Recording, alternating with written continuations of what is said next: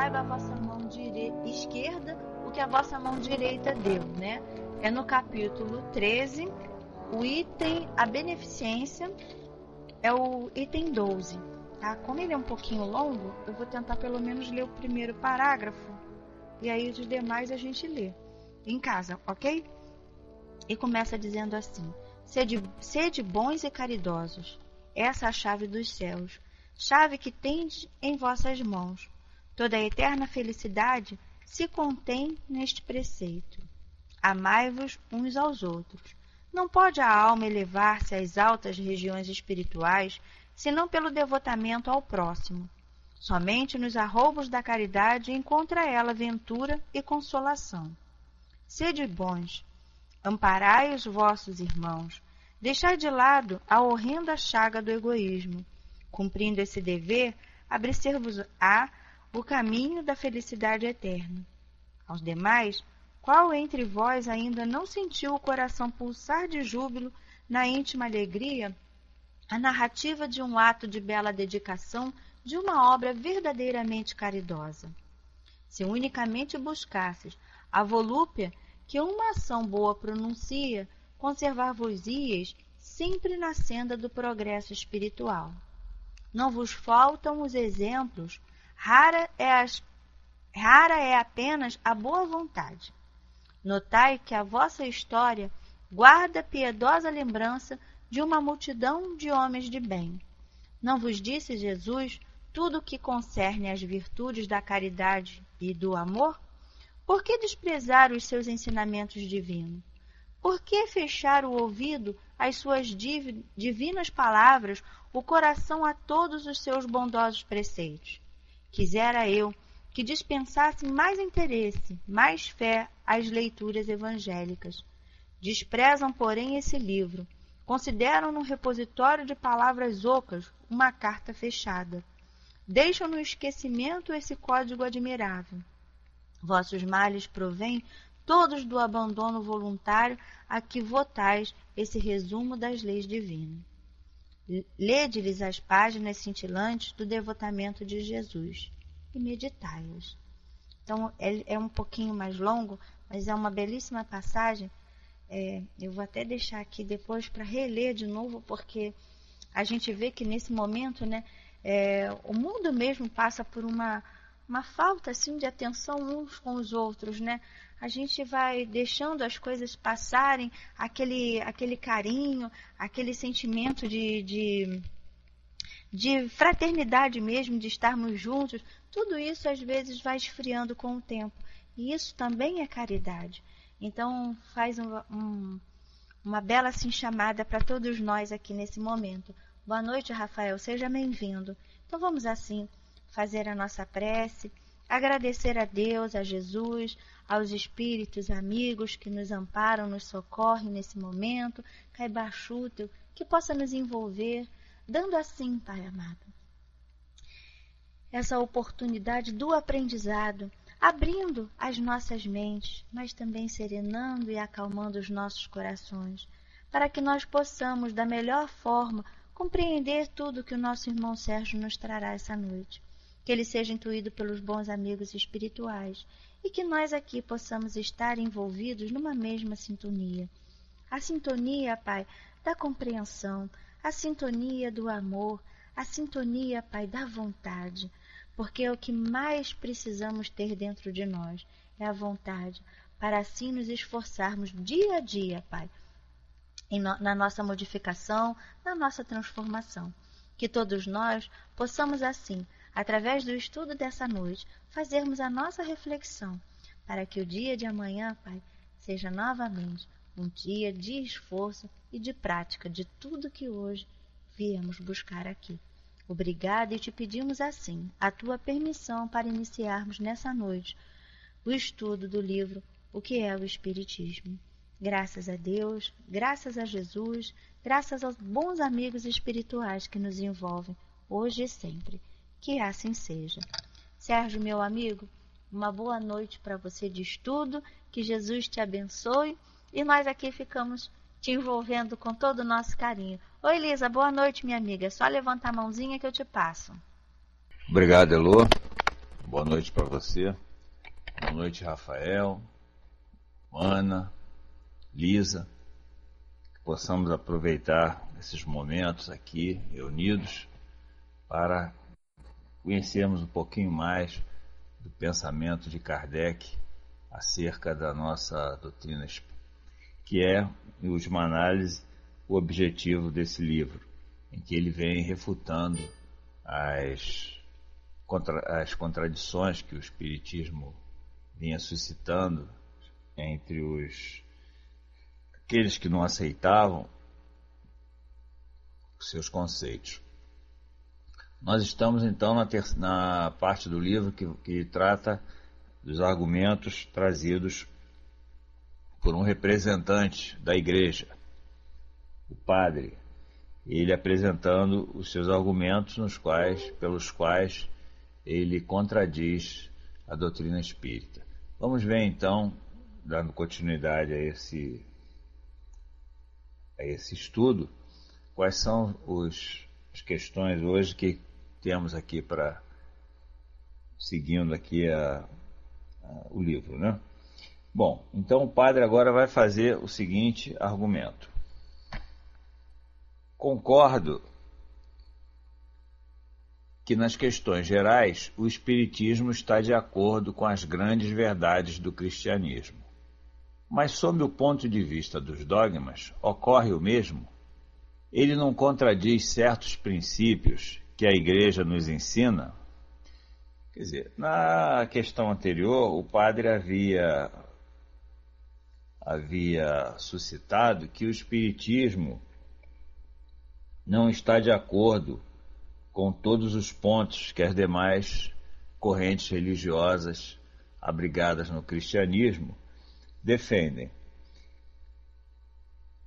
E Kardec apresentou os seus argumentos dizendo que, com relação aos conceitos principais, como a existência de Deus, a existência do espírito, a sua individualidade, o livre-arbítrio, as penas e recompensas futuras, com relação a tudo isso, o Espiritismo está de acordo com a Igreja, salvo um ou outro ponto.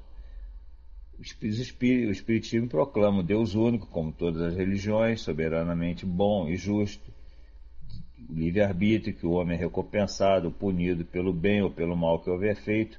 Tudo que as religiões cristãs ensinam, o Espiritismo abraça, o Espiritismo não refuta. Mas com relação a determinados pontos, o Espiritismo não poderia endossá-lo, porque entende que não estão conforme os ensinamentos do Cristo. Então, com relação aos dogmas, o padre argumenta que, embora o Espiritismo esteja de acordo com relação a muitas verdades que o cristianismo sustenta, ele questiona com relação aos dogmas, se o Espiritismo não estaria contradizendo determinados dogmas ensinados pela Igreja. E vamos ver então a resposta de Kardec. O Espiritismo é, antes de tudo, uma ciência e não se ocupa com questões dogmáticas. Essa ciência tem consequências morais, como todas as ciências filosóficas. Serão essas consequências boas ou más? Então Kardec começa explicando que o Espiritismo não tem compromissos com questões dogmáticas, até porque Jesus não legou nenhum dogma de fé.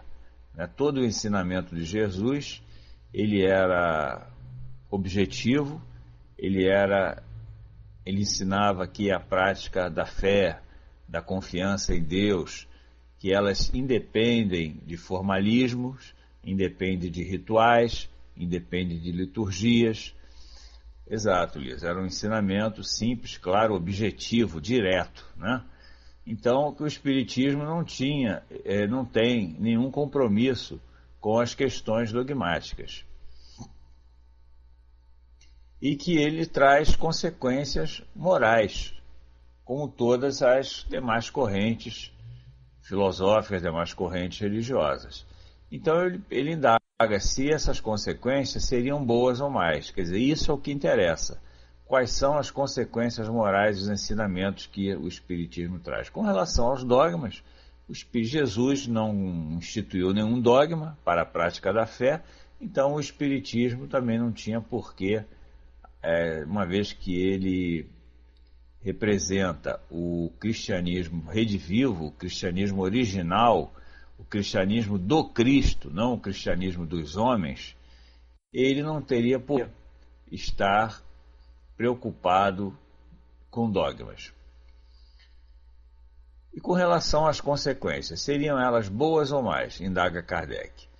E ele argumenta, pode-se julgá-las pelos princípios gerais que acabo de lembrar. Algumas pessoas se enganam quanto ao verdadeiro caráter do Espiritismo.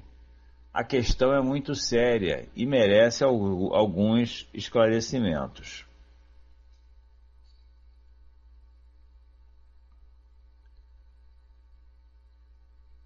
Inicialmente, façamos uma comparação. Estando a eletricidade na natureza, ela sempre existiu e sempre se produziu os efeitos que nós conhecemos e muitos outros que ainda não são do nosso conhecimento. Os homens, desconhecendo a verdadeira causa, explicaram esses efeitos de uma maneira mais ou menos bizarra. Quer dizer, então Kardec aqui traz a guisa de ilustração o caso o que ocorreu com a eletricidade. A eletricidade, antes de ser conhecida, os fenômenos que se produziam com base nela eram considerados fenômenos milagrosos até, né? Eram considerados fenômenos sobrenaturais. Então, um homem que produzisse um raio através da eletricidade era considerado um ser milagroso, que estava realizando um prodígio, algo sobrenatural. Com o conhecimento da eletricidade, das suas consequências, das leis e forças que regem os fenômenos que ela produz, o fato de se produzir um raio deixou de ser considerado algo milagroso, passou a ser uma coisa absolutamente natural. Então o Espiritismo ele veio para desmistificar determinadas questões que se encontravam nesse campo do sobrenatural, no campo do milagroso, como aconteceu com o conhecimento dos fenômenos produzidos pela eletricidade. É uma ilustração que Kardec traz para exemplificar ao padre que a doutrina, que o Espiritismo, ele veio também trazer uma série de conhecimentos que desmistificaram, tiraram do campo do místico, do campo do sobrenatural, do campo do milagroso, muitos fenômenos que podem ser explicados pelas leis naturais. E como estas leis eram desconhecidas dos homens, foram, em consequência, jogadas nesse terreno do maravilhoso, no terreno do sobrenatural. E ele vai continuar, então, a sua resposta ao padre. A descoberta da eletricidade e suas propriedades veio destruir uma série de teorias absurdas, esclarecendo os vários mistérios da natureza. O que a eletricidade e as ciências físicas em geral fizeram com certos fenômenos, o Espiritismo fez com fenômenos de outra ordem. Então é aquilo que nós estávamos comentando, né?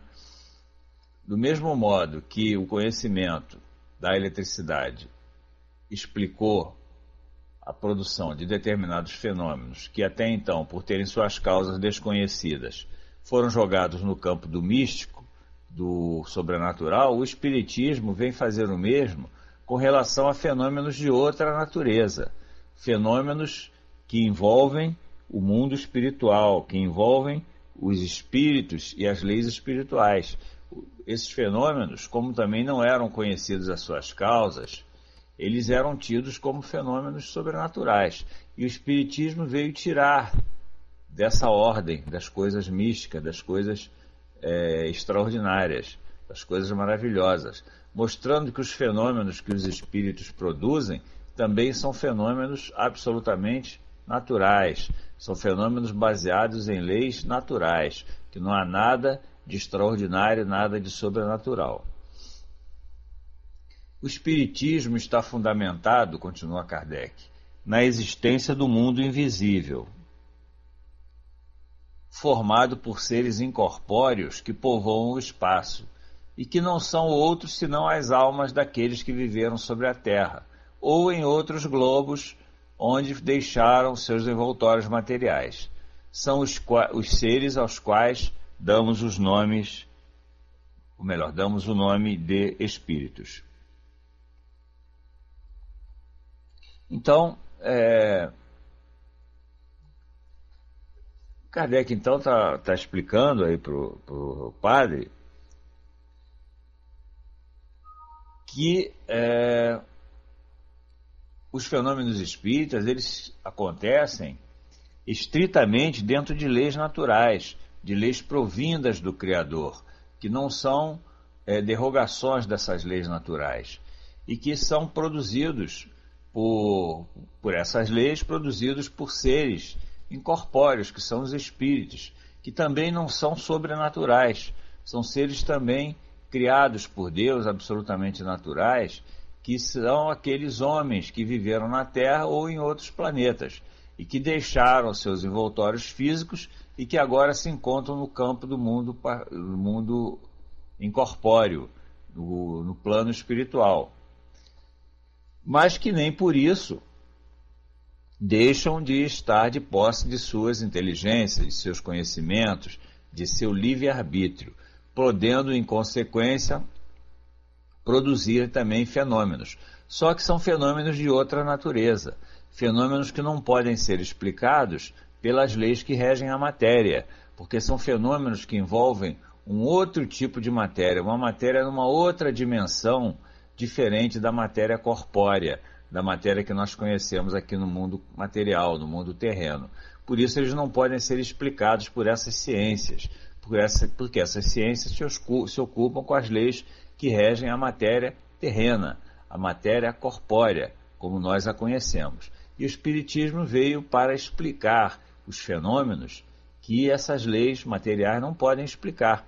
São fenômenos regidos por leis próprias, leis de outra natureza que não as leis materiais. Então ele continua dizendo que os espíritos são os seres que estão à nossa volta incessantemente e exercem sobre os homens, sem que eles o saibam, uma grande influência. Eles desempenham um papel muito ativo no mundo moral e até certo ponto no mundo físico. Então os espíritos são também algo absolutamente natural. São seres absolutamente natural, não tem nada de extraordinário. Eles estão à nossa volta, eles nos cercam, como diz Kardec, e muitas das vezes nos influem, interferem na nossa existência, né? Através da sua influência, da sua intuição. E exercem e produzem também fenômenos até do ponto de vista físico, fenômenos materiais. O Espiritismo mostra que os espíritos eles agem, eles têm poder de ação sobre a matéria, sobre a nossa matéria terrena, sobre a nossa matéria do mundo físico. E que agindo sobre essa matéria, eles produzem determinados fenômenos, mas que nem por isso são fenômenos extraordinários, fenômenos que não podem ser explicados pelas leis da matéria, mas que podem ser explicadas por leis de outra natureza, mas ainda naturais, que são as leis que regem a vida no mundo espiritual. Exato, Liz, eles vivem num mundo paralelo, intercalado com o nosso, né? Uma interatividade constante entre o mundo espiritual e o mundo material. Do mesmo modo que eles nos influem, nós também os influenciamos. Então há um intercâmbio permanente e constante entre o mundo espiritual e o mundo material, o mundo corpóreo, o mundo terreno. Mas que são baseados, esse intercâmbio é baseado, melhor dizendo, em leis puramente naturais. Não há nada de sobrenatural, de excepcional nesse âmbito. Pois é, nas obras de André Luiz nós vamos encontrar a atuação dos benfeitores espirituais constante em nossa vida aqui na Terra, né? São diversos casos que ele nos traz, que são casos reais, né? São fatos reais, em que ele relata a atuação dos benfeitores espirituais, sempre procurando trazer auxílio, aliviar a dor, o sofrimento, procurando trazer esclarecimento aos homens aqui na Terra. Então, esse intercâmbio, essa interatividade entre mundo espiritual e mundo físico, ela é permanente, ela é constante, baseadas em leis próprias, mas que não deixam de ser, por isso, naturais. E ele continua: o Espiritismo, portanto, está na natureza, e pode-se dizer que dentro de uma certa ordem de ideias, ele é uma potência, como a eletricidade o é em outro ponto de vista, e a gravitação em um outro. Os fenômenos cuja fonte é o mundo invisível se produziram em todos os tempos, eis porque a história de todos os povos faz menção a eles. Desculpa. Então, Kardec aqui, mais uma vez, reafirmando que os fenômenos espíritas, eles são naturais e sempre se produziram em todos os tempos. Ou seja, desde que existe a humanidade, desde que existe a Terra, desde que existem os espíritos, esses fenômenos se produzem e são relatados por crenças de todas as ordens. Nós podemos ver que no Antigo Testamento está repleto de fenômenos produzidos, fenômenos espíritas, não é? Fenômenos de materializações, de aparições, de voz direta, tem fenômenos de todos os tipos. Também no Evangelho nós vamos encontrar várias passagens que nos relatam fenômenos produzidos pelo mundo espiritual, como na aparição no Monte Tabor, o episódio da voz direta que aconteceu com João Batista, enfim, uma série de fenômenos que foram produzidos com base nas leis espirituais, nas leis que regem o mundo espiritual e o seu relacionamento com o mundo terreno. Então esses fenômenos aconteceram desde sempre, desde que existe a humanidade, desde que existem os espíritos, desde que existe a Terra, e que continuam acontecendo, e que agora o Espiritismo vem trazer o conhecimento das leis que regem esses fenômenos. Portanto, são leis também, igualmente, como acontece com as leis que regem a matéria, são leis naturais. Somente no seu desconhecimento, como ocorreu em relação à eletricidade, os homens atribuíram a esses fenômenos a causas mais ou menos racionais e deram, sob esse aspecto, livre curso à imaginação. São aqueles fenômenos a que eu me referi que foram considerados milagres, foram considerados fatos extraordinários. Por quê? Porque os homens não conheciam as suas causas, não conheciam as leis nas quais se baseavam para aqueles fenômenos se produzirem. Como aconteceu com a eletricidade, que nós já citamos aqui, que antes de ser conhecida, os fenômenos que se produziam com base nela eram considerados sobrenaturais. As pessoas que produziam esses fenômenos eram considerados seres milagreiros, né? Verdadeiros prodígios, porque realizavam esse tipo de fenômeno. Com o conhecimento das leis que regem a eletricidade, esses fenômenos voltaram para o campo de onde eles nunca deveriam ter saído, que é o campo das coisas naturais, dos fenômenos naturais. O mesmo aconteceu com as leis que regem com os fenômenos espíritas. Kardec os trouxe, tirou do campo do místico, do extraordinário, e os trouxe para o campo do natural, para o campo das coisas naturais criadas por Deus. E ele, com a sua resposta ao padre, né? O espiritismo, melhor observado, depois que se propagou, veio trazer esclarecimento para um grande número de questões, até aqui insolúveis ou mal compreendidas. Seu verdadeiro caráter é, pois, o de uma ciência e não o de uma religião. E a prova do que afirmamos é que ele conta entre seus adeptos com homens de todas as crenças, que não renunciaram às suas convicções por isso. São católicos fervorosos que não deixam de praticar todos os deveres do seu culto, quando não são repelidos pela Igreja, protestantes de todas as seitas, israelitas, muçulmanos e até budistas e brahmanistas. Então, nós sabemos que Kardec, ele não admitiu o caráter religioso do espiritismo.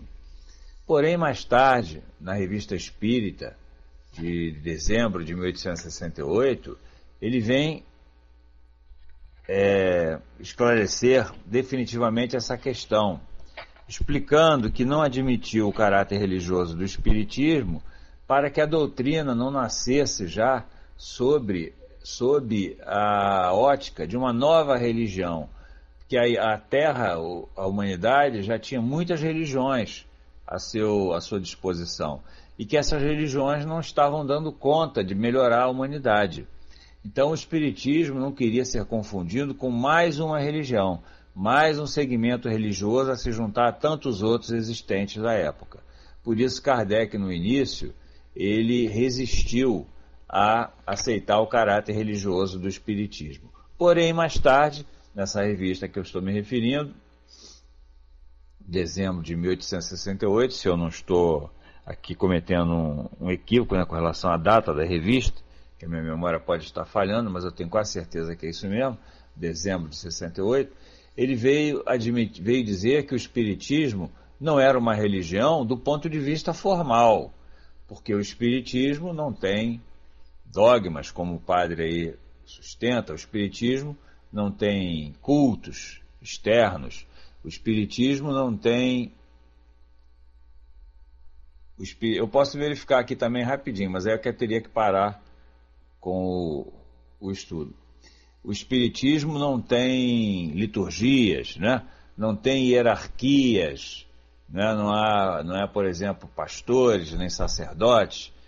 Então, o espiritismo, do ponto de vista formal, ele não é uma religião. Mas, do ponto de vista filosófico, sim. Ele é, sim, uma religião, na medida em que ele atua no mesmo campo das religiões. Ou seja, ele procura trazer um ensinamento moral, procura transformar o homem melhor. Ou seja, ele atua no mesmo campo das religiões. Então, do ponto de vista filosófico, ele é também uma religião.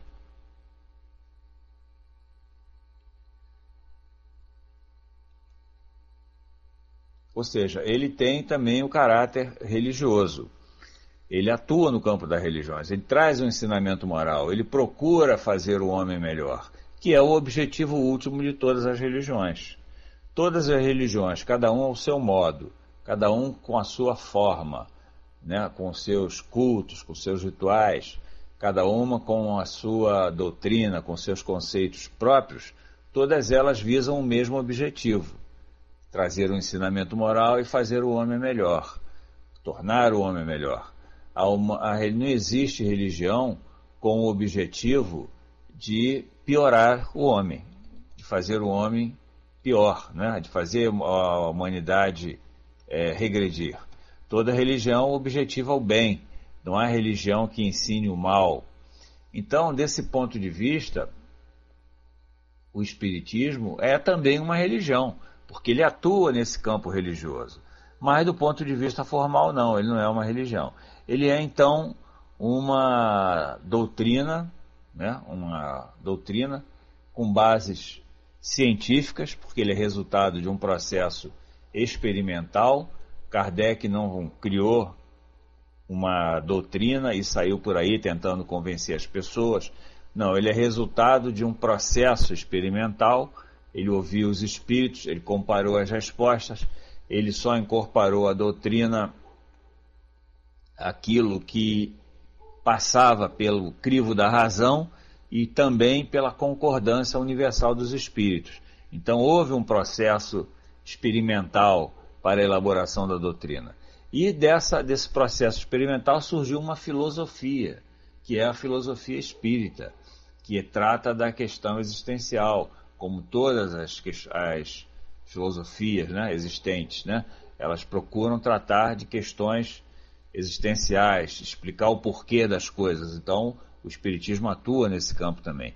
E tem, finalmente, as suas consequências. Desse processo experimental surgiu a filosofia, e dessa filosofia surgiu consequências ético-morais, né?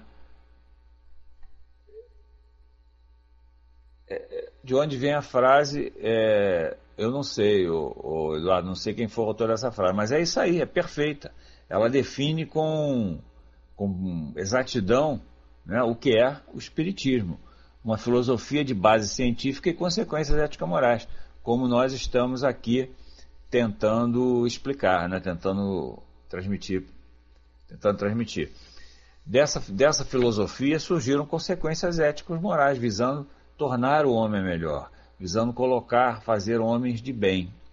Então, o Espiritismo, sob esse ponto de vista, sob o ponto de vista filosófico, atuando no mesmo campo das religiões, ele é também uma religião. Agora, não é apenas uma religião, não é uma religião no sentido formal, no sentido de seita, no sentido de culto. Ele é uma religião no sentido filosófico, com as consequências que a filosofia espírita traz. Ok? Daí o tríplice aspecto, né, da doutrina espírita, né? Ciência, filosofia e religião. A ciência como base, a filosofia como meio e a religião como o objetivo final, né? As consequências. Bom, vamos seguir. Então aqui quando Kardec diz que o Espiritismo é uma ciência e não uma religião, esse foi a ideia inicial de Kardec, né? Foi a sua... Porque ele próprio, quando os espíritos começaram a trazer aquelas mensagens, ele não viu ali nenhum sentido religioso, nenhum sentido de ensinamento moral. As primeiras informações que os espíritos trouxeram foram as informações de caráter filosófico, né? Foi que formou a filosofia espírita, o livro dos espíritos. Depois é que veio o ensinamento moral, extraído dessa filosofia. Então Kardec, no início, ele evitou rotular o espiritismo como uma religião. Porém, mais tarde ele reconheceu, como eu disse, que o espiritismo tinha também um caráter religioso, embora não fosse uma religião formal. Ok? Bom, vamos seguir. E ele continua dizendo que o espiritismo repousa em princípios independentes das questões dogmáticas. Quer dizer, ele está respondendo aí ao padre, que disse que o espiritismo não estava de acordo com a igreja com relação aos dogmas. Ele diz que o espiritismo, os princípios espíritas, eles são independentes de quaisquer questões dogmáticas. E diz, suas consequências morais são no sentido do cristianismo, porque o cristianismo é a mais esclarecida e a mais pura de todas as doutrinas. E é por essa razão que de todas as seitas religiosas do mundo, os cristãos são os mais aptos a compreender o espiritismo na sua verdadeira essência.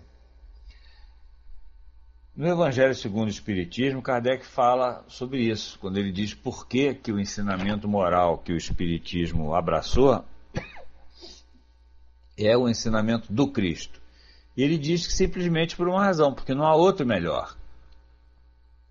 Ou seja, o ensinamento moral do Cristo é o melhor que já veio à luz aqui na Terra. É o melhor que os homens conhecem.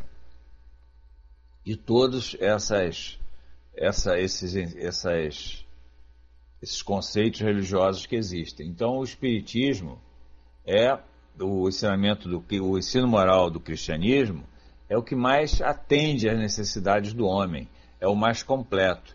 E daí ele diz que é por isso que aqueles que seguem o cristianismo estão mais aptos a compreender a verdadeira essência da doutrina espírita, porque é uma identidade. O espiritismo nada mais é que o cristianismo redivivo e ampliado em suas informações, porque Jesus não pôde trazer todo o conhecimento que ele possuía, não pôde transmitir todo esse conhecimento aos homens daquela época, porque aquela humanidade não estava ainda preparada, intelectual e moralmente, para receber esses ensinamentos. Então, por isso ele disse: muitas coisas ainda tenho a vos dizer, mas vós não compreenderíeis. Pedirei ao Pai, e ele enviará um outro Consolador para esclarecer todas as coisas e completar o meu ensinamento. Por quê? Porque a humanidade não estava ainda preparada para receber tudo que Jesus podia ensinar. E o Espiritismo veio cumprir esse papel do Consolador. Por isso ele é chamado Consolador. Ou seja, ele veio reviver o ensinamento do Cristo sem os dogmas rituais, cultos, interpostos pelos homens, pelos padres e pastores que seguiram-se a passagem de Jesus aqui na Terra. É de 1868, né? Valeu, Elô. É isso mesmo, então. É de dezembro de 1868, né? Obrigado, Elô, pela ajuda. Então, ele veio para reviver esse ensinamento do Cristo e para completar esse ensinamento, trazendo determinados assuntos, né, determinados conhecimentos que Jesus não pôde nos transmitir porque nós não estávamos ainda evoluídos intelectual e moralmente o bastante para receber esses conhecimentos. Kardec continua: pode-se censurá-lo por isso? Cada um pode, sem dúvida, fazer uma religião de suas opiniões, interpretar à sua maneira as religiões conhecidas, mas daí até a constituição de uma nova igreja a distância é muito grande. Quer dizer, Kardec, como sempre, ele respeitou sempre, né, o pensamento do próprio. Ele nunca quis fazer proselitismos, fazer tentativas de conhecimento, de convencimento. Então ele diz que cada um é livre para ter os seus conceitos, formular os seus princípios religiosos. E que o Espiritismo não censurava essas pessoas. Ele apenas apresentava a sua versão do cristianismo, né, redivivo, atualizado, mas respeitava aqueles que pensavam de modo diferente. Bom, vamos ver a questão seguinte. Então, o padre vem tratar das questões. O padre vem tratar das evocações, né? E ele diz: entretanto, o Senhor não faz as evocações de acordo com uma fórmula religiosa. Quer dizer, o padre aqui se refere às evocações que os espíritas fazem e que, segundo ele, não atende às fórmulas ensinadas pela Igreja. E Kardec responde: certamente nos sentimos invadidos por um sentimento religioso nas evocações e uniões, mas não temos fórmula sacramental alguma. Para os espíritos, o pensamento é tudo e a forma é nada. Nós os chamamos em nome de Deus, porque acreditamos em Deus e sabemos que sem a sua permissão nada se faz neste mundo, e que se Deus não permitir que venham, eles não virão. Quer dizer, Kardec está dizendo aqui que no Espiritismo não segue as evocações feitas pelos espíritos, não seguem fórmulas sacramentais, ou seja, não seguem rituais, com palavras previamente acordadas, né, previamente instituídas, nem com determinados ritos, aparatos, como, por exemplo, imagens e velas e cânticos, que nada disso o Espiritismo adota. Por quê? Já como resultado dos estudos que ele tinha realizado, da informação dos espíritos, o pensamento é que vai movimentar o mundo espiritual, é o pensamento que vai atrair os espíritos. A evocação ela é feita pelo pensamento. Nós sabemos que tem religiões que evocam espíritos que fazem essas evocações precedidas de canto, de velas, de imagens, de vários paramentos, né? Como o uso de roupas específicas. Nós respeitamos, mas nós sabemos que nada disso é necessário, tudo isso é dispensável. Se o espírito não puder vir ou não quiser vir, não vai ter fórmula sacramental, não vai ter ritual que o obrigue a vir. Ele não virá. E o que vai o atrair é o pensamento. Se ele quiser atender ao chamamento, se ele puder atender ao chamamento, ele vai atender pelo pensamento, pela força do pensamento, não pelos atos ritualísticos, né? Não pelas fórmulas que esteja sendo utilizada para fazer a evocação. Pois é, a sintonia é que vai definir a natureza do espírito que vai chegar, né? Que vai atender à evocação. Nas reuniões sérias, com propósitos, com objetivos edificantes, os espíritos que atendem os chamados, essas evocações, são espíritos igualmente sérios, né? Espíritos que têm bons propósitos, bons objetivos, atendem com prazer os chamados, porque sabem que estão sendo chamados para algo útil, algo proveitoso para alguém.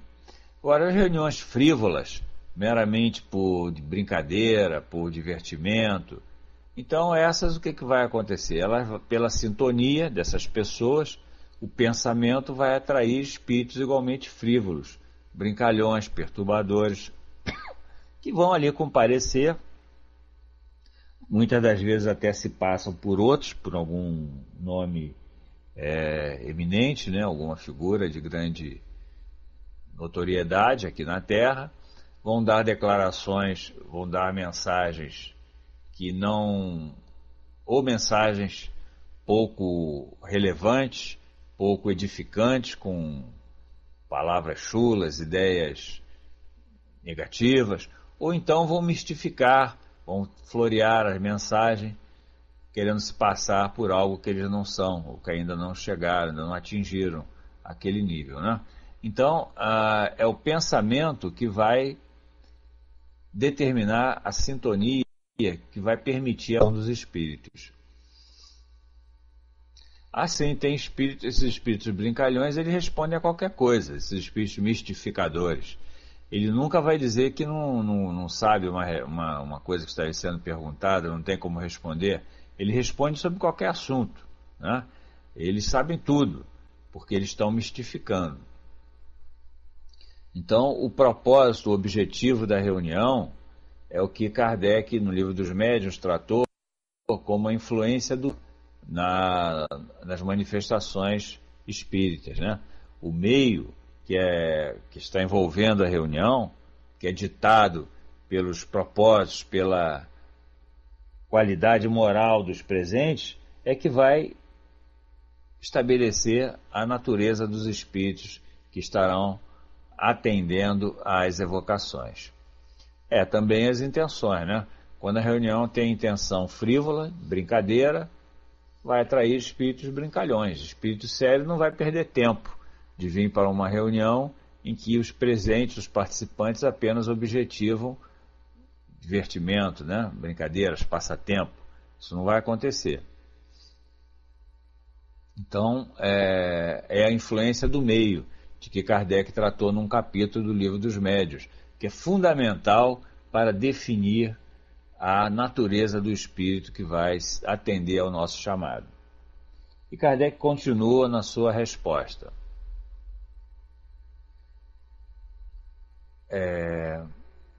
Onde é que nós estávamos mesmo? Aqui, assim.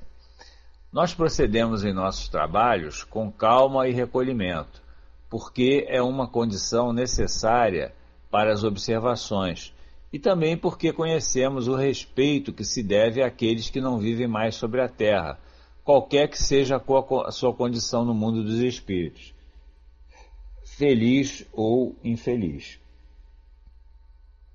Quer dizer, Kardec mostrando que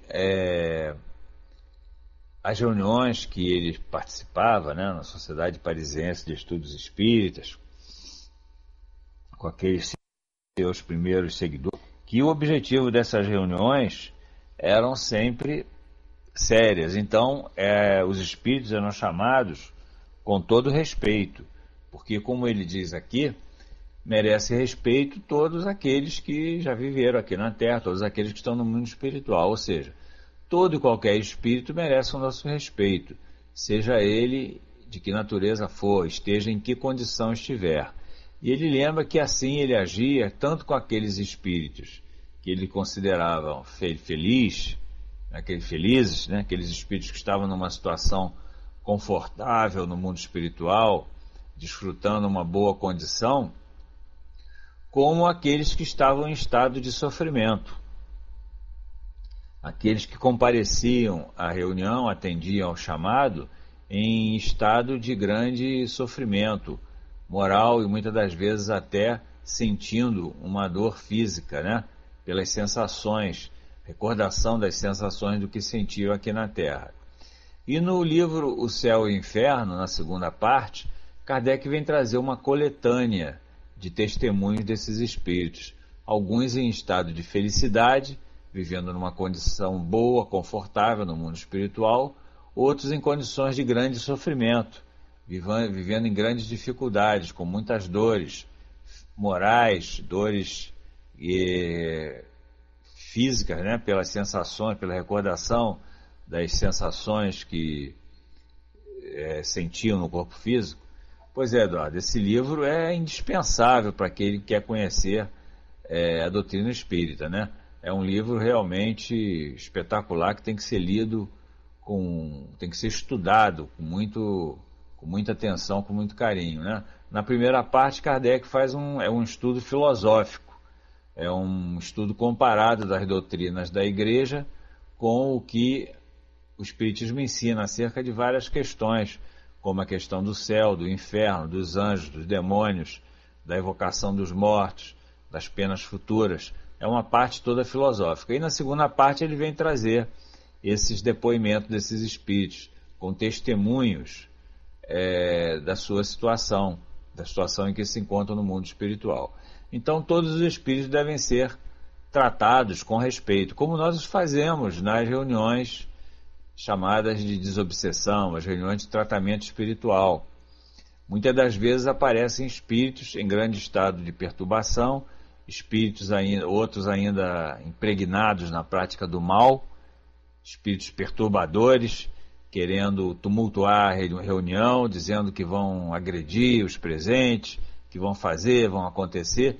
Mesmo esses têm que ser tratados com respeito, têm que ser tratados com carinho, envolvidos em muito amor, porque eles estão nessa condição, né, de praticantes do mal, impregnados ainda do mal, mas eles são também sofredores, são também infelizes, porque o mal não traz a felicidade para ninguém. Então também esses espíritos eles têm que ser tratados com muito amor, ser envolvidos com muito carinho, procurando convencê-los pela palavra, pelo amor, e não como fazem algumas religiões, algumas correntes, né, pela força, por exorcismos, ou expulsando-os de qualquer maneira, a força, como se isso pudesse produzir algum resultado. O espírito, nós não temos como expulsar o espírito, não é? Exato, sessão de descarrego, sessão de exorcismo e outros nomes que dão. Nós não temos como expulsar o espírito, do ponto de vista como se fosse uma expulsão física. O espírito, ele não, assim como ele não precisa da nossa permissão para se aproximar, ele também não precisa da nossa permissão para se afastar.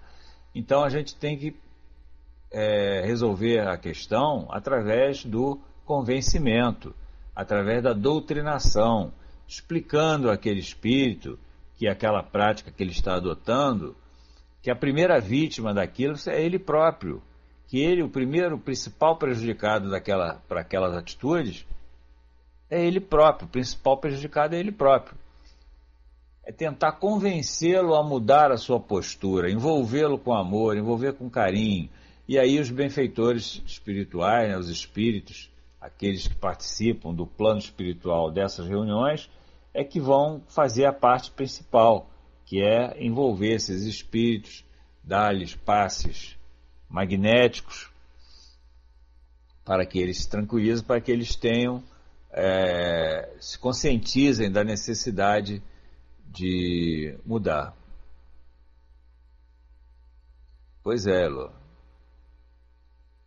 Exato. Tem que envolvê-los com amor, tem que tocar o coração desses espíritos e não querer expulsá-los à força, com palavras, com gestos, com cânticos, sei lá, como se faz aí em algumas correntes religiosas, né? Então tem que tocar o coração do espírito, fazer ele perceber que ele precisa de mudar para o seu próprio bem.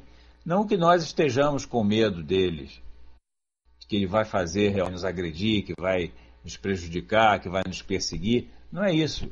É ele fazer entender que o principal prejudicado é ele próprio. É tocar o coração do espírito. Ele perceber a vantagem de estar no campo do bem. Ele perceber como o bem faz bem. Podemos assim dizer, né? Isso que é importante, fazer chegar ao coração do espírito. E não expulsá-lo com rituais, com sacramentos, com palavras, com água benta. Nada disso tem função, tem efeito. Como disse aí o Eduardo, muitas das vezes eles até se divertem com isso, né? Eles acham até engraçado essas práticas. Bom, vamos continuar aqui com a resposta de Kardec. Ele continua dizendo: nós fazemos um apelo aos bons espíritos porque, sabendo que há bons e maus espíritos, não queremos que estes últimos venham se misturar fraudulentamente às comunicações que recebemos. O que é que tudo isso prova? Que não somos ateus, o que não implica de forma alguma que sejamos religiosos. Quer dizer, Kardec aqui mais uma vez rejeitando esse rótulo, né, de religioso. Pois é, isso é uma coisa que causa muito sofrimento para o espírito, entristece muito o espírito. Saber que aqueles que lhe são caros, aqueles que foram seus entes queridos aqui na Terra, apenas porque lhe deixaram o corpo físico, não querem mais recebê-los, né? Não querem mais tratá-los com o mesmo amor e carinho que o faziam aqui na Terra. Os rejeitam, muitas das vezes por medo, por ignorância, né? Então, isso causa um sofrimento muito grande aos espíritos. Por isso é que todos eles, seja qual for a condição que eles se encontrem, seja qual for a natureza, o nível evolutivo que eles estejam vivenciando, seja qual for a sua situação, eles devem ser recebidos com amor, com carinho, ser envolvidos com muita prece, para que possam, se estiverem em condição de sofrimento, receberem essas nossas vibrações como um alívio, um lenitivo para as suas dores. Se estiverem na condição de espíritos perturbadores, que querem ainda, perseverantes ainda na prática do mal, que eles percebam a necessidade da sua transformação para o seu próprio bem, que eles entendam, sejam tocados em seu coração, de que os principais beneficiários da sua transformação não seremos nós, que estamos aqui do lado de cá, serão eles próprios. mas para isso é preciso agir com muito amor, com muito carinho.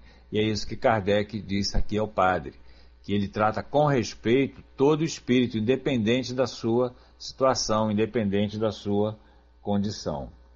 E que o faz sim em nome de Deus, porque sem a permissão de Deus, espírito nenhum poderia se aproximar. É claro, sem que Deus permita, nada acontece no mundo, né? No universo. Então isso aí é uma coisa, mas que nem por isso as evocações assumiam caráter religioso. As evocações eram feitas através do pensamento, sem formalismo religioso.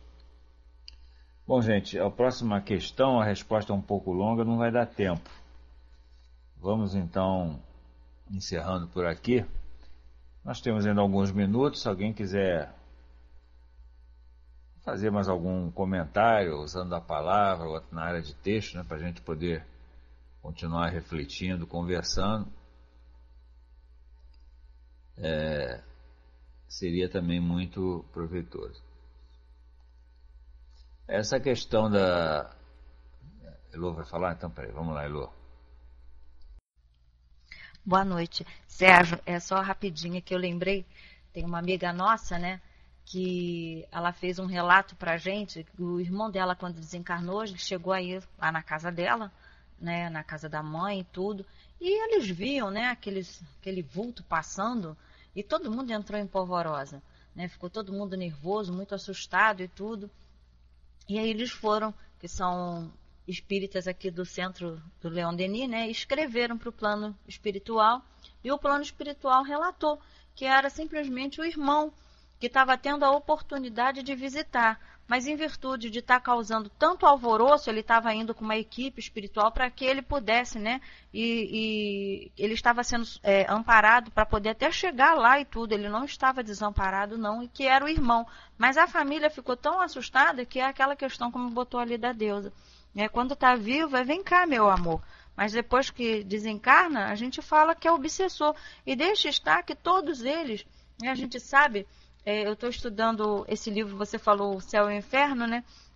E a gente vê como é importante, naquele momento da perturbação, né, a prece, aquele acolhimento familiar, para que essa vibração, né, através da prece, chegue e envolva a qualquer um de nós, ou aqueles que já partiram, né, que envolvam esses espíritos desencarnados.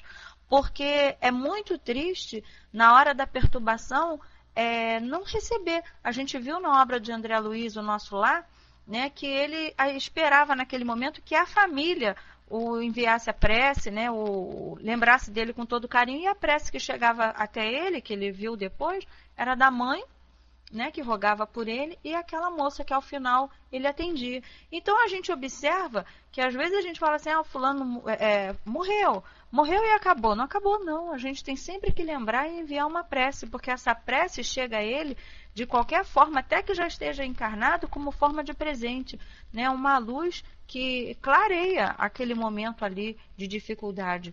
E a gente vê para nós mesmos, né, como é importante. Nós somos o tempo todo alertados. Orai e vigiai, ou vice-versa, né?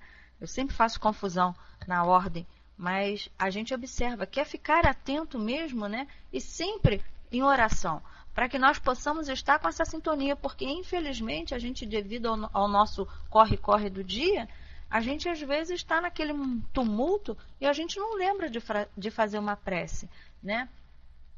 Gozado que espírita... Pois é, Eduardo, e você pensa que isso aí é uma coisa absurda? Não é não, a gente não se vê como espírito, é uma das coisas mais normais que tem. Infelizmente, a gente não se olha como espírito, né? A gente olha essa nossa roupagem aqui e se esquece, tanto é que a gente passa por um momento lá da perturbação, muito rápido, né? Mas os relatos que a gente escuta na casa é que os espíritas dão mais trabalho do que muitos que não são espíritas. Então, a gente observa o quê? Que não é porque está dentro da casa espírita que está com passaporte comprado, não. Pelo contrário, tem muitos espíritas que estão dentro das casas espíritas e não estão praticando o que estão aprendendo. Então, não pensa que espírita com medo de espírita, porque tem muito espírita, né, que não faz metade do que aprende, ou que faça nem um grãozinho de areia. Então, não é passaporte comprado, certo? Para a gente não ter medo, não. Pelo contrário, tá? É como ele podia esperar que os familiares orassem por ele, se ele mesmo não fazia. Pois é. Então a gente observa isso, né? Aquela oportunidade, se a gente naquele momento a gente não se lembrar, né, a gente não tiver em sintonia constante, aqui mesmo a gente já começa a fazer essa ligação, para que depois nós também, quando chegarmos lá, passarmos para aquele momentozinho, né, que todos nós passaremos, porque isso aí é como se a gente saísse daqui do Brasil e fosse lá para fora, né? Então a gente vai pegar uma outra ambiência, é como se a gente, exemplo, eu estou no Rio, né? Mas vamos dizer que o Brasil é praticamente só lá no sul que a gente pega aquelas temperaturas mais frias. Mas vamos fazer de conta para a gente radicalizar. Sai daqui e joga a gente lá na Antártica. A gente não está acostumado àquele ambiente frio. A gente vai ter que se adaptar. Então a gente vai passar por um momento de perturbação, porque até adaptarmos o nosso corpo, até adaptarmos todo o nosso organismo, a gente passa por esse momento de perturbação. Uns mais longos, outros mais rápidos, né? Então vai depender de cada um de nós. Mas dizer que não temos medo, muitos de nós temos, porque a gente não se lembra, né? Então, pequena, boa noite, seja muito bem-vinda, muita paz. Sérgio, obrigada pela oportunidade, né? Obrigada, assim, pelo esclarecimento, sempre de maneira clara para todos nós. Muito obrigada mesmo. Passo para você então, meu amigo. Não, só para atendendo aí ao Eduardo, que ele pediu, estou aqui com a Revista Espírita, realmente é de dezembro de 1868, é isso mesmo. É um artigo de Kardec intitulado O Espiritismo é uma Religião? Quando ele aborda essa questão. É um artigo muito bom, muito interessante, que vale a pena ver. Revista Espírita de dezembro de 1868. É o primeiro, que abre logo o primeiro texto dessa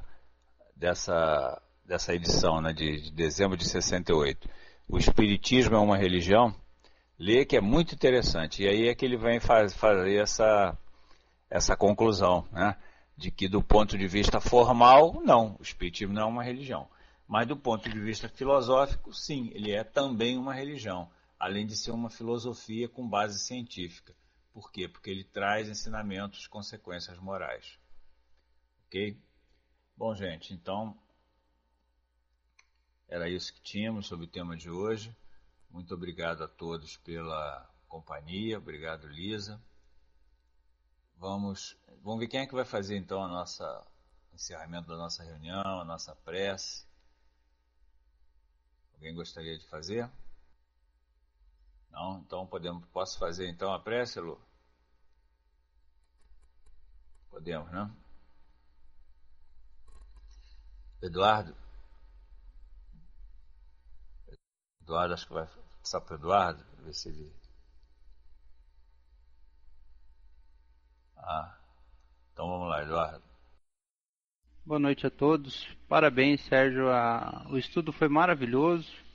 Essa questão ser religião ou não, faz tempo que eu estava procurando e agora eu vou ler na íntegra. Então vamos acerenar nossas mentes, pensar na alegria de estar encarnado num momento de transição tão importante quanto esse. Agradecer a Jesus pela graça de ser espírita, de aprender espiritismo, de fazer espiritismo nas casas de oração que nos é dada a oportunidade.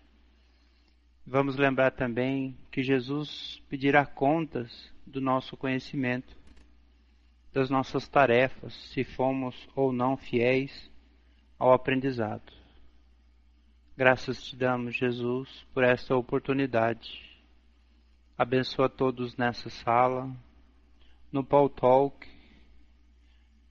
em todos os sites devotados à divulgação do bem, e fortalece-nos, Jesus, para que possamos ser exemplos vivos dessa fé renovadora e racional, e também trabalhadores de tua seara. Em teu santo nome, Jesus, encerramos essa sala agora, que é também um seu trabalho. Graças a Deus, e que assim seja.